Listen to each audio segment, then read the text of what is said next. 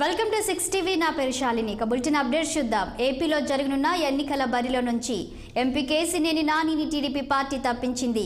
ఆయన స్థానంలో తన సోదరుడు కేసినేని చిన్నికి పోటీ చేసే అవకాశాన్ని పార్టీ కల్పించింది. చంద్రబాబు ఆదేశాల మేరకు ఎన్నికల బరిలో నుండి తనను తప్పించింది. తన స్థానంలో మరొకరిని ఇన్ఛార్జిగా నియమించారని పార్టీ నేతలు తెలిపినట్లు కాసినేని సోషల్ మీడియా ద్వారా వెల్లడించారు. అందుకే పార్టీ వ్యవహారాల్లో కల్పించుకోవద్దని చంద్రబాబు ఆదేశించారని తెలిపారు. అధినేత ఆదేశాలను తూచా తప్పకుండా శిరస వహిస్తానని పార్టీకి హామీ ఇచ్చినట్లు ఆయన స్పష్టం చేశారు.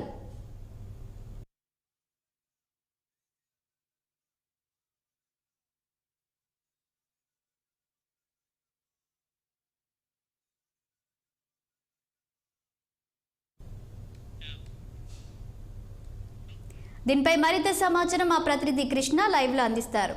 కృష్ణ, చెప్పండి. ఇప్పటికే ఎంపీ కేశినేని నానికి టీడీపీ అయితే షాక్ ఇచ్చిందని అనుకోవాలి. ఎందుకంటే ఇక టికెట్ తనకివ్వకుండా తన సోదరుడు చిన్నికి ఇచ్చినట్టు తెలుస్తుంది.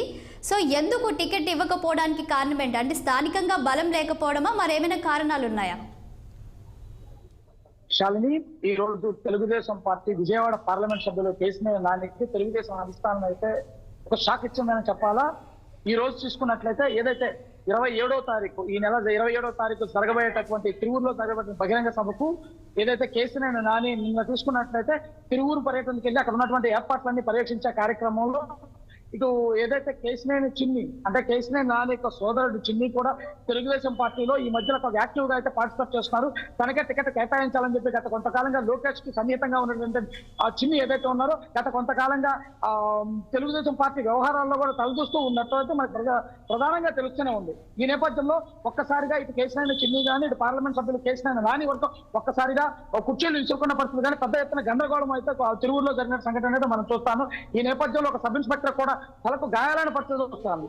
ఈ నేపథ్యం తీసుకుంటే దీన్ని అధిష్టానం చాలా సీరియస్ గా తీసుకున్నట్టు కనిపిస్తుంది. దీంతో పాటు గతంలో కూడా కేశినేని నానికును ఇటు తెలుగుదేశం పార్టీకి ఒక పెద్ద వైరం అయితే గతంలో నుంచి కూడా కొనసాగుతూ వస్తుంది. ఇప్పటికే ఇప్పుడు వైఎస్ఆర్ కాంగ్రెస్ పార్టీ ఇప్పటికే అభ్యర్థులు మారుస్తూ ఆ కొత్త అభ్యర్థుల నుంచి అంటే పాత అభ్యర్థులతో ప్లేసెస్ మారుస్తూ కూడా చాలా ముందుగా వేగంగా వెళ్తున్న నేపథ్యంలో ఇప్పటికే తెలుగుదేశం పార్టీ ఉమ్మడి కృష్ణా జిల్లాలో ఇప్పటికే తెలుగుదేశం పార్టీలో ఒక వైరాలతో కూడా ఒక గందరగోళ పరిస్థితి తెలుగుదేశం పార్టీ నెలకొంది. అలాంటి ఈ నేపథ్యంలో విజయవాడ పార్లమెంట్ అంటే ఏకైక ఎంపీగా ఉన్న రాష్ట్రంలో ఒక గెలిచినటువంటి ముగ్గురు ఎంపీల్లో వైఎస్ఆర్ యొక్క పార్టీ ఏదైతే ఆ సునామీని తట్టుకొని నిలబడి గెలిచినటువంటి కేశినేని నానికి కూడా ఈ రోజు జలకిచ్చినట్టుగా మనం చూస్తూనే ఉన్నాం. ఏదైతే నిన్న తీసుకున్నట్లయితే ఏదైతే ఆలపాటి రాజేంద్ర ప్రసాద్ మాజీ మంత్రి గాని ఇటు మాజీ ఎంపీ కొనకళ్ళ నారాయణ గాని కృష్ణా జిల్లా అధ్యక్షుడు ఏదైతే నెట్టం రఘురావు గారు ముగ్గురు వచ్చేసి కేశినేని నానికి చెప్పినట్లు కూడా కేశినేని నాని ఒక ట్విట్టర్ వేదిక అయితే తను చెప్పారు. తనకు దూరంగా ఉండాలని చెప్పేసి రాబోయే ఏదైతే తిరువురులో జరగబోయే బహిరంగ సభకి తను ఆ కేశినేని చిన్నికి అవకాశం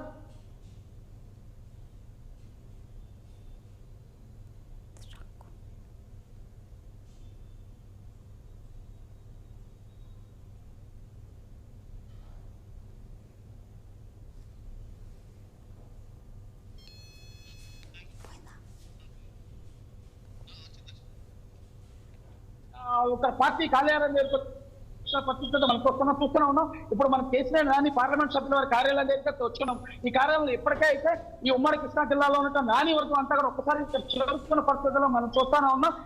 ఎంపీ కేశినేని నాని గారితో పాటు ఇటు తిరువురు నాయకులు కానీ ఇటు జిల్లాలో ఉన్నటువంటి అందరు నాయకులు కూడా ఇప్పటికే ఇక్కడ చేరుకున్న పరిస్థితులు మనం చూస్తాము. కానీ ఇక్కడ జరుగుతున్న పరిణామాలు అన్ని కూడా చూసుకున్నట్లయితే కేశినేని నాని మరి కాసేపట్లో ఏదైతే తెలుగుదేశం పార్టీకి ఆ తెలుగుదేశం ఎంపీకి తెలుగుదేశం పార్టీకి రాజీనామా చేసే యోచనలో ఉన్నట్టు కూడా మనకి సమాచారం అందుతుంది.